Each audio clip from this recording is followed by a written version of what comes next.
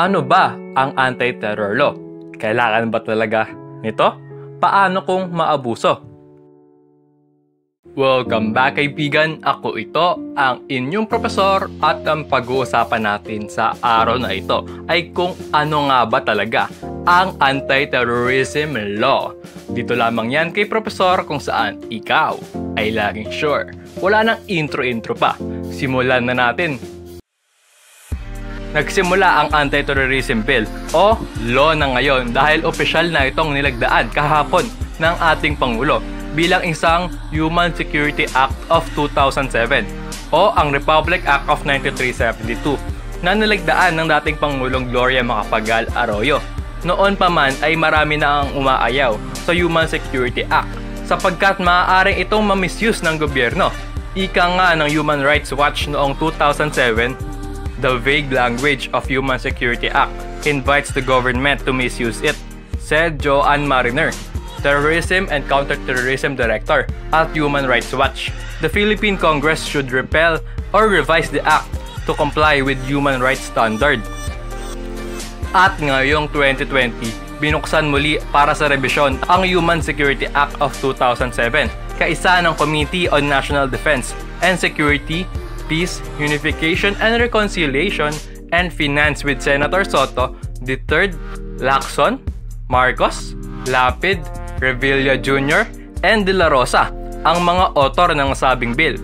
Kanilang tinawag ito na the Anti-Terrorism Act of 2020. Nagsimula noong July 22, 2019 ang unang session ukol sa panibagong Anti-Terrorism Act of 2020 o ang Republic Act 11479 na isinusulong upang masumigpit pa ang proteksyon at kaparusahan laban sa mga teroristang magtatangka ng kaguluhan sa ating bansa. Ngunit, katulad ng 2007, marami rin ang tumutol sa Anti-Terrorism Act of 2020.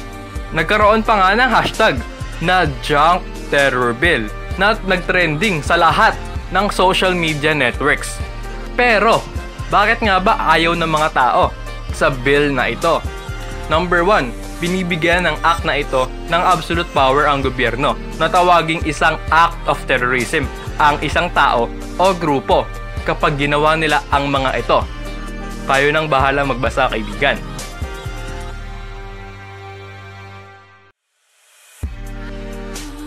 Number 2, pinapayagan ang isang warrantless arrest sakaling mahuli ang sino mang lalabag rito.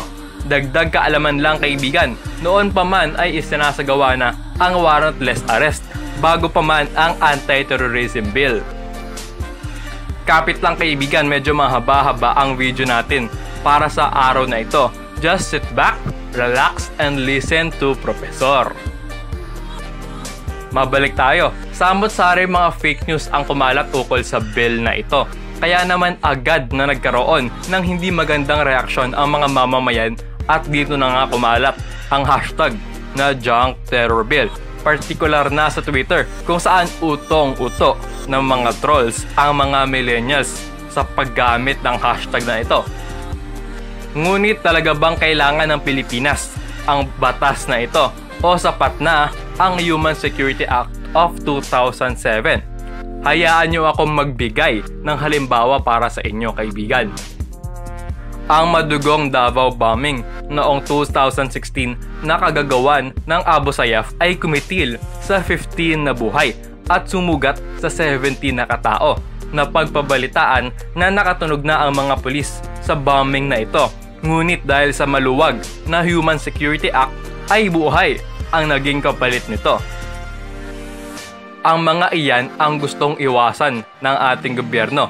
Idagdag mo pa ang pinakamalaking modern warfare sa ating bansa, ang Marawi Siege na kumitil sa 168 na buhay ng ating mga magigiting na sundalo.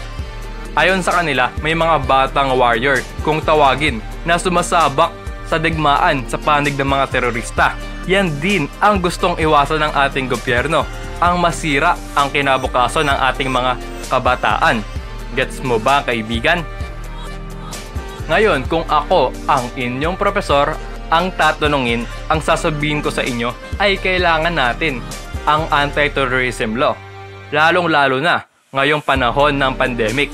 Dahil syempre kaibigan, nasaan ba ang mga sundalo at ang ating mga kapulisan? Nandoon sa checkpoint, nagbabantay. Hindi naman pumipili ng oras ang mga terorista sa pag-atake.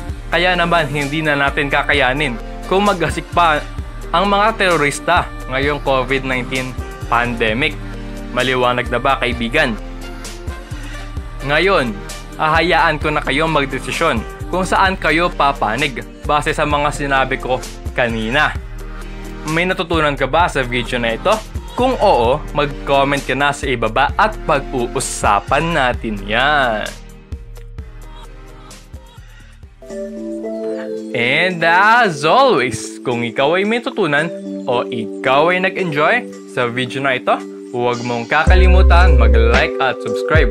Bukas din ang ating comment section para sa inyong mga opinion at suggestion sa mga susunod na video. Hanggang dito na lang muna mga kaibigan. Laging tandaan, love, peace, and happiness lamang. Hanggang sa muli, ciao!